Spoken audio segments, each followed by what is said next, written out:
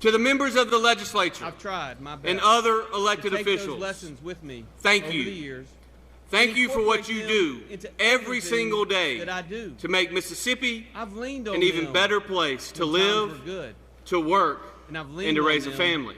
when times were bad. Together, over the last They've helped 4 to years, keep me grounded and to we've remember accomplished what's really mission important after in mission life. for our state. They've helped me govern, And I have no doubt and they've helped me that keep by continuing to work perspective. together, Mississippi's Today, best It's days a cold, are in front of us. hard fact that I would really, also like really to take good just a things moment are happening to thank the in person who has been at the center of my life for over 23 years, my wonderful wife, and our state's And it's amazing my honor First to Lady, stand before you Ely. today and announce that the state of our state is stronger than ever.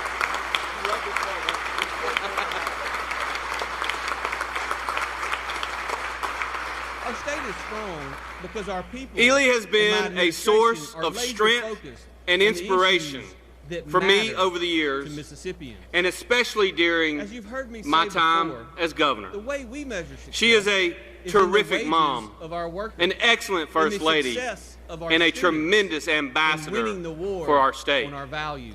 I'm lucky Mississippi to have her is in hitting my the target life every single on day, all of these and I fronts. thank God that she is. Before I go any further, it is with a heavy heart that I recognize the honorable service and tremendous sacrifice of Chief Warrant Officer Zimick and Chief Warrant Officer Abbott. Please join me in a moment of silence and prayer for their many friends and family.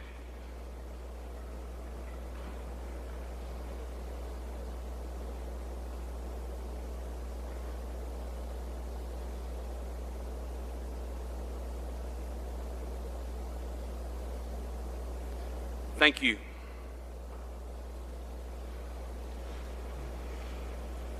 This tragic accident is yet another reminder that the freedoms we hold dear are not free. And it is also a reminder that we should never miss an opportunity to say thank you to all of our brave men and women in uniform that champion freedom both domestically and abroad. Now, I will warn you, this is going to be a boring speech. It's got no hot buttons, virtually no conflict, no drama. What I'm about to do tonight is to go over a game plan. It's not going to excite the newspaper reporters. It's probably not going to end up in anybody's campaign ads. But it is going to make a difference for Mississippi and for our fellow Mississippians. We have just completed a heated campaign year in our state. We all know that some of you support the policies championed by Joe Biden. We know that I am what Biden calls an extremist MAGA Republican. And maybe over the next few weeks, you may be asked to pick which side you are on, but not by me, and not tonight. I am not going to focus on our differences. After 2023, we all know what they are.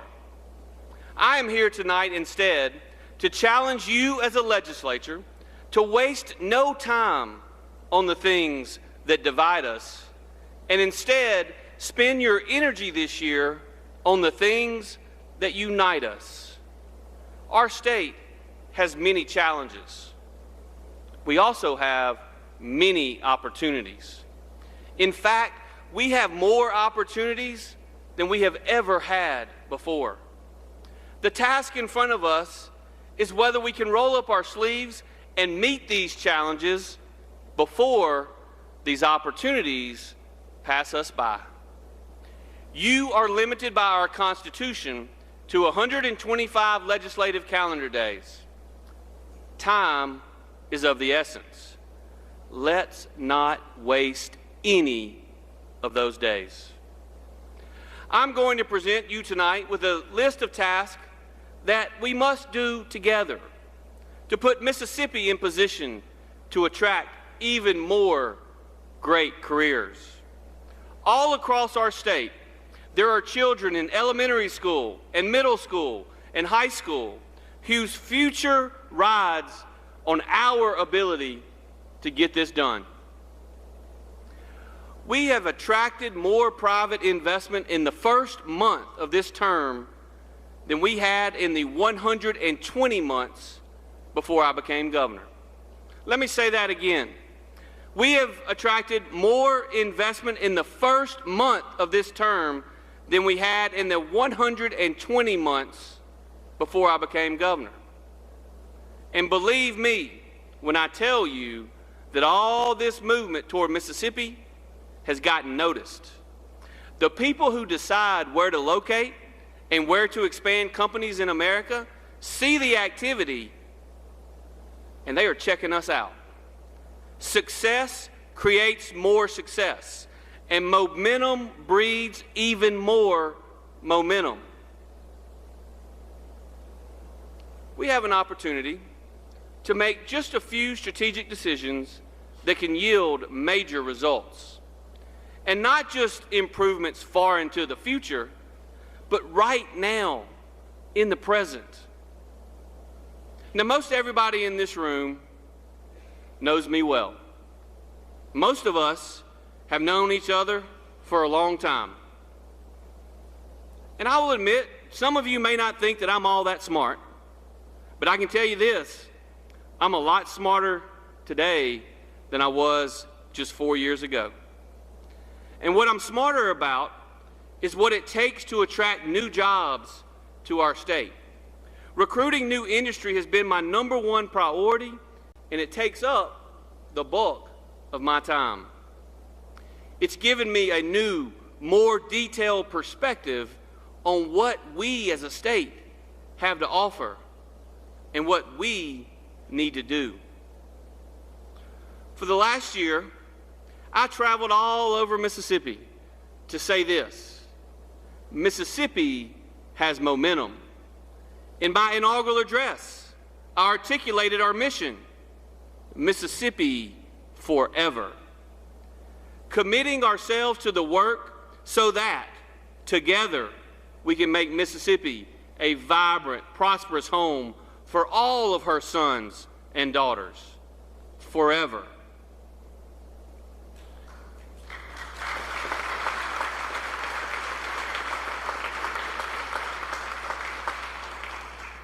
Today, I want to talk just a bit more about our vision for the next 4 years in this state we all take pride in. I want to articulate my ambition for where we can go, which rests on the fundamental nature of who we are.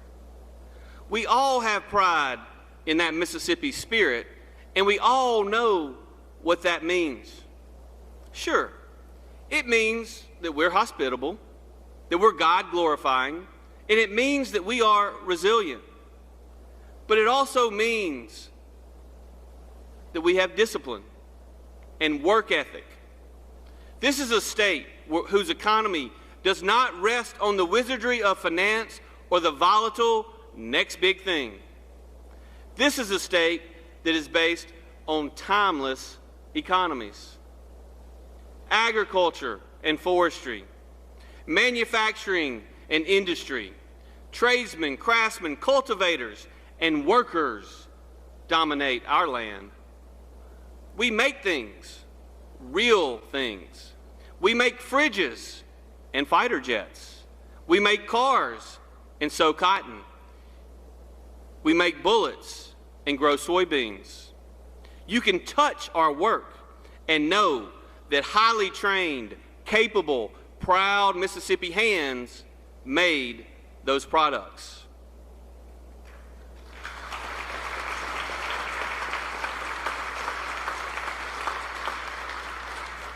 Now, as long as I have been alive, our country and the Western world have been steadily drifting away from this work.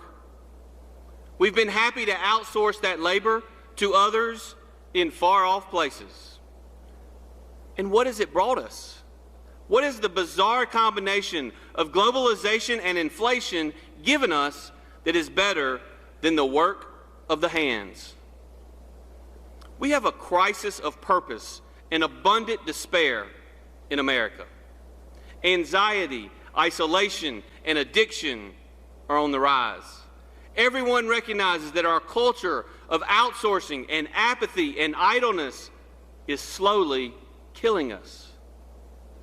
The West is recognizing what we've lost, and Mississippi is poised to be the big winner in the realignment of our coming time.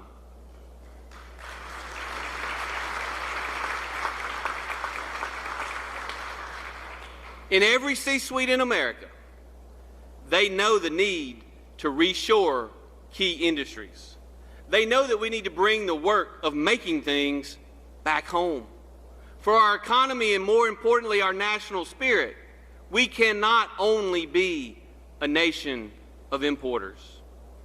In all that time, Mississippi never stopped making real things. And now, as our national culture catches up to where we've been, we can say with our chest poked out that this is Mississippi's time.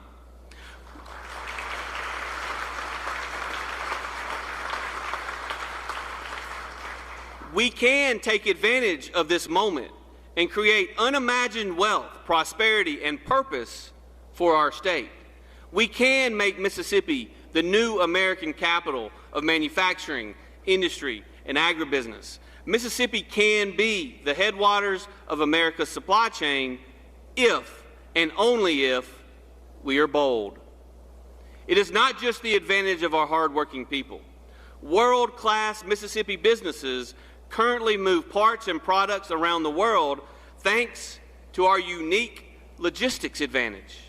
You can reach 90% of the U.S. population with the shortest average drive time and flight times from North Mississippi. Memphis, just to our north, is a global hub for air cargo and transportation served by both FedEx and UPS. We are surrounded by water on all three sides. In these waters are more than a dozen river ports and ports that are accessible to the Gulf of Mexico. We have deep water ports at both Gulfport and Pascagoula. We have unique advantages in aviation and aerospace. The Stennis Space Center is overflowing with opportunities for commercial space business. Our abundant and rural aviation assets offer the promise of experimentation and innovation. Let's take full advantage of the immovable asset that is our location. There is literally no better place to make things in America for Americans than right here in Mississippi.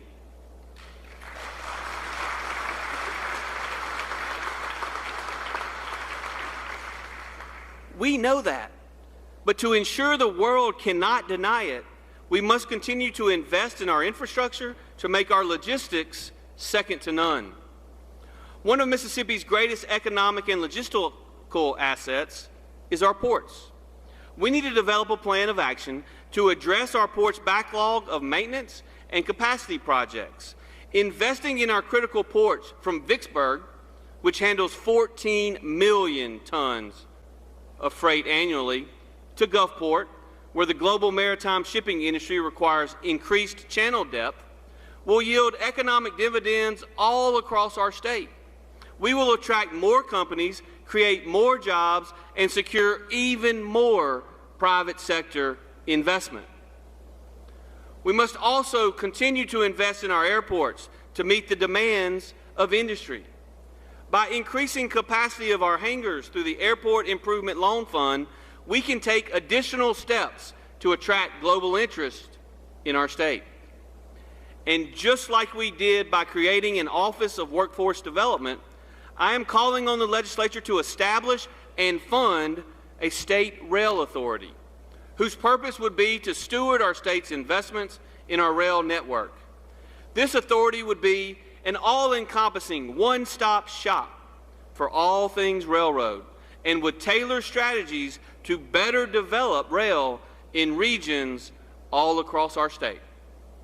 Ports.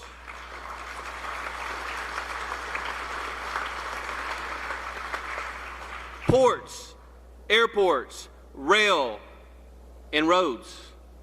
As good stewards of taxpayer dollars, we should help the Mississippi Department of Transportation increase their efficiency by giving them authority to use alternative delivery methods in completing their construction projects. We have invested hundreds of millions of dollars in MDOT's maintenance and capacity road building projects over the last 4 years, and we should continue these investments with a plan for the future. Speed to market is critical, and that is why MDOT must use these resources to quickly develop a strategy to evaluate needed improvements at our top site development locations all around the state.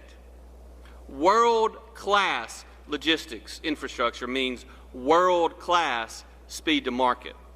Products move faster. Money flows back faster. More money circulates in our economy. That is the key to our future. It also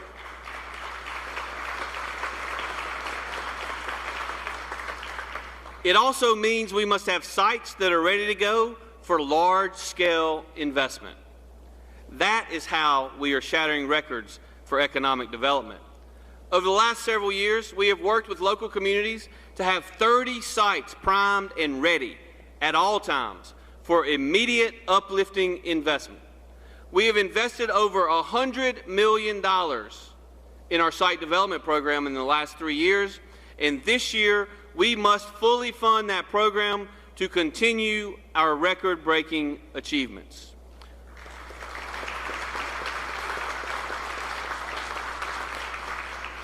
We must take full advantage of the Mississippi Miracle and ensure that our workforce grows beyond most improved and into the most undeniable. You know how drastically we have improved our schools, and that the nation's education reformers are all asking how they do what has been done in Mississippi.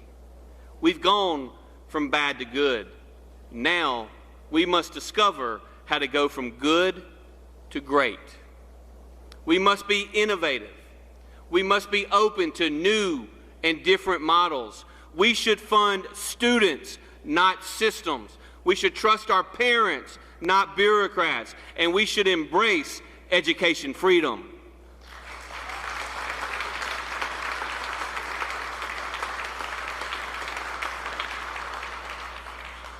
Just one example of how we can help accomplish this is by expanding a model that has worked on the campus of the Mississippi University for Women, the Mississippi School for Math and Science. To build on this model, I propose that we create 12 mathematics and engineering magnet schools throughout the state. By establishing 8 pre-K through 8th grade schools and 3 more high schools, we can help to ensure Mississippi kids are given the education required to be successful in an increasingly technological economy. In fact, there is already a great location for one of these schools right across the street from this beautiful building, the old Central High School. Imagine hundreds of talented kids from all backgrounds learning the skills they need to be successful as engineers, computer scientists, and technicians at major tech companies, I don't know, maybe like AWS. It would be good for our capital city, and it would be great for those kids. We should also help connect our students with the high-paying jobs our companies need filled. I call on the legislature to enact an apprenticeship education model for our high school seniors. Students could receive academic credit in a hybrid environment versus the traditional classroom-only setting. Our kids could earn and learn, meeting graduation requirements while being paid to develop the skills needed for their career. Mississippi kids are our future, and providing them with a cutting-edge education, we will ensure Mississippi's future remains bright.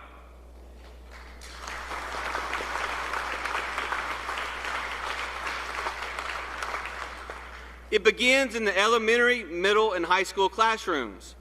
And then we reach our potential by unleashing Mississippi innovation and research. We have great minds across many disciplines, but we must double down when it comes to manufacturing and industrial innovation and invention. We are in a competition for recruitment and retention of talent, and Mississippi has to lead the way. Today, I ask the legislature to establish an incentive program to retain and attract top researchers in relevant fields at our universities. We must win the talent war in order to outpace our competition. We also need to renew our focus on commercializing these innovations.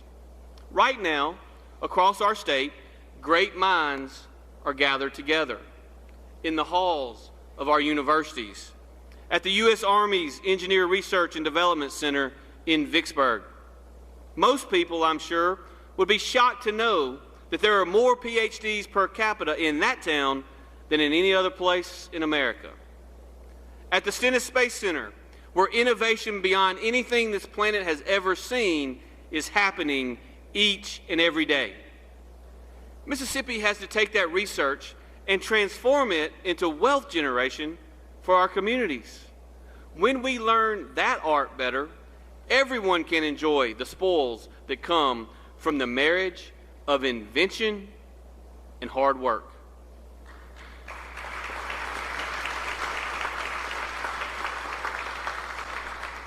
We have more highly credentialed research talent per capita than anywhere in the United States. We need to deploy our resources with precision and intensity to seize that opportunity and to turn research and innovation into prosperity for our people. One organization critical to this mission is Innovate Mississippi. With the support of the Mississippi Development Authority, Innovate is currently administering the deployment of $86 million in federal SSBCI funds. By doubling our investment into their operating budget, we can support the cluster strategy of development demanded by the manufacturers of today and make sure we are leveraging every opportunity to promote technology entrepreneurs in Mississippi. There is no sector that demands the innovation, workforce, logistics, and ambition that Mississippi can provide like energy. Mississippi must become masters of all energy, from pipelines to turbines and everything in between. As automation and growth unlock more human potential than ever before, there has never been a demand for abundant energy like we have today. As the spread of previously unimaginable computing power puts more pressure on our national grid, the demand for domestic sources of energy will be limitless. Large manufacturing and data center investments are getting larger, and they are getting more expensive. The thirst for all of the above energy has never been greater. We must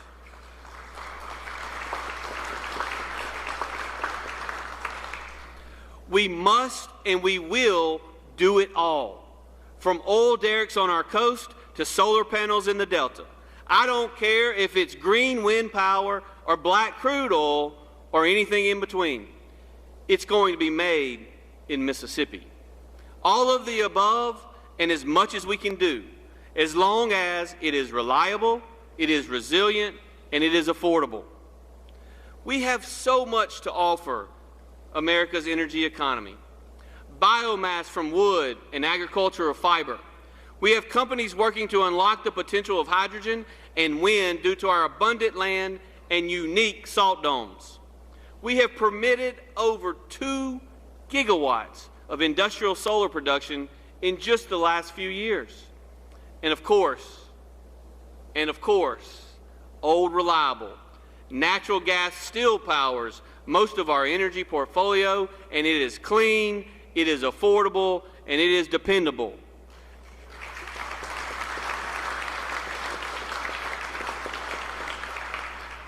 And we are proud of it. We should also look at attracting the next innovation.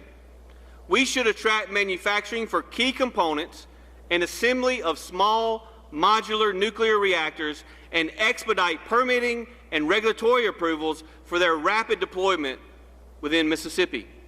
If we can be bold to position ourselves at the front of that wave, Mississippi industry and families will enjoy the rewards for many generations. And of course, my ambition is that this spirit of innovation and pride will carry over into our work in state government. We must transform the way our work is done inside the halls of government. We must unlock the potential that new technologies provide for us to do more with less. We need to reduce the bureaucratic measures that make it impossible for innovation to occur. We have so many layers of red tape between the scoping of a project and the implementation that state employees are beleaguered and disillusioned. They have nearly given up on innovation because our system seems designed to discourage it. We must reform the processes for procuring new technologies or risk falling behind. The economy for public sector technology is robust and it is competitive. We should do everything in our power to take full advantage of the reduction in cost and improve services to be better for our customers, the people of Mississippi. Tonight I call for the creation of a task force whose goal is to improve technology within and across state government. By improving technology and ensuring it's implemented in a way that matches actual workflow, we can streamline processes at agencies, we can reduce the time it takes to complete tasks, and we can share information more easily and provide more efficient, effective services for Mississippians.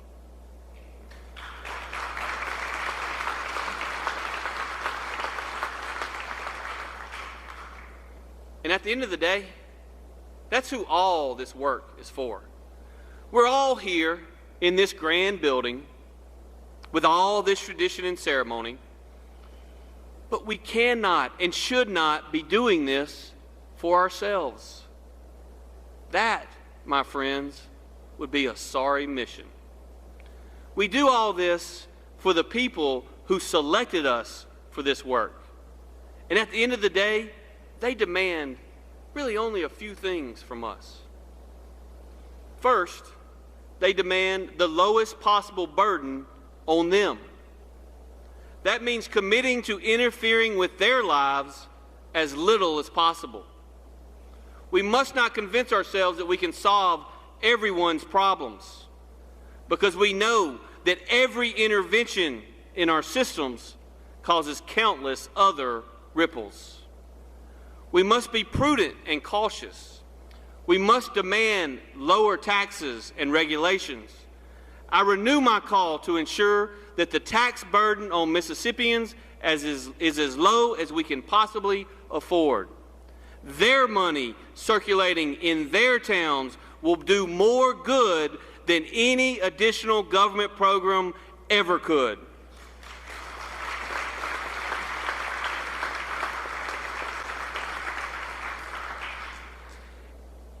And finally, the people that sent us here, they demand that we provide for safety, law, and order.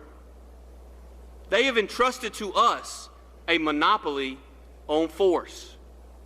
Our law enforcement officers have to run our streets, not those who use force for brute power or personal gain.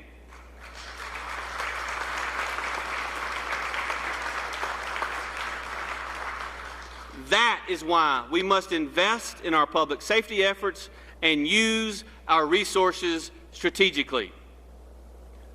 Earlier this month, I was proud to stand alongside our state, local, and federal law enforcement partners as we announced Operation Unified, an initiative whose goal is to root out drug traffickers and violent criminals here in our capital city. Working together, we are sending a message to those looking to harm others that their actions will not be tolerated.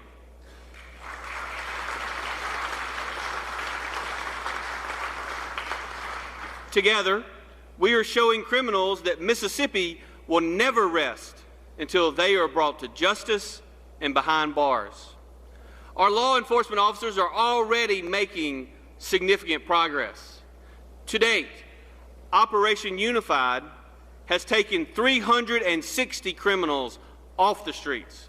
We've seized 162 firearms and over 34,000 grams in illegal drugs, including fentanyl, meth, and cocaine.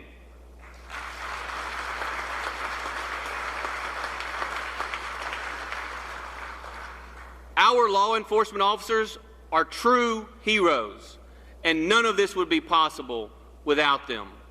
They are putting themselves in harm's way every single day to keep us safe. And together, I know we can make real progress in delivering the safety and protection Jacksonians deserve.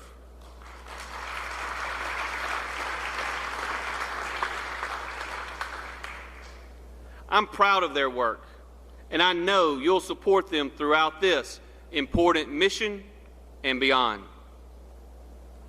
Ultimately, if we handle these fundamentals, I know that the people of Mississippi will have cause to say we've done our jobs well. We are at our best when we focus on achieving those basic tasks that have been given to us. And then as we achieve those, we can lift our eyes to see what private industry can achieve when we remove roadblocks. We are at our worst when we obsess over divisions. Disagreement and pointed debate is necessary. Then we move forward into our bold, ambitious future. We embrace Mississippi's momentum. We carry ourselves with pride, and we make America's goods right here. I would like to leave you with a bold challenge. It's bold because it is simple. And in politics, it is often the simple things that are the hardest to do. When we were all sworn in last month, we had a great spirit of bipartisanship. We came together, overwhelmed by our positive feelings toward each other and Mississippi. I'm asking you tonight to put those convictions in action. Let's do the things that need to be done, that we can get done together. Let's work on that list this year. There will be time to go back to politics and disagreements later. But this year, at this time, with these opportunities, let's come together and make a difference for our people.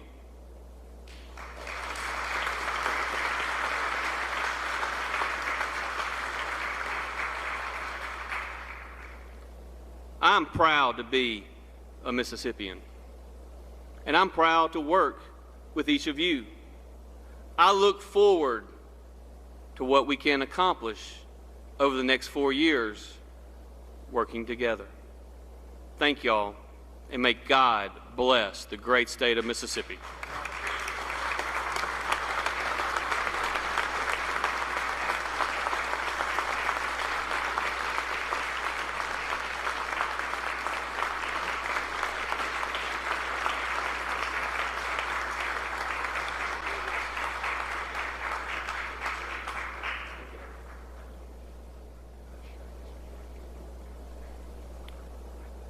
Thank you very much, Governor.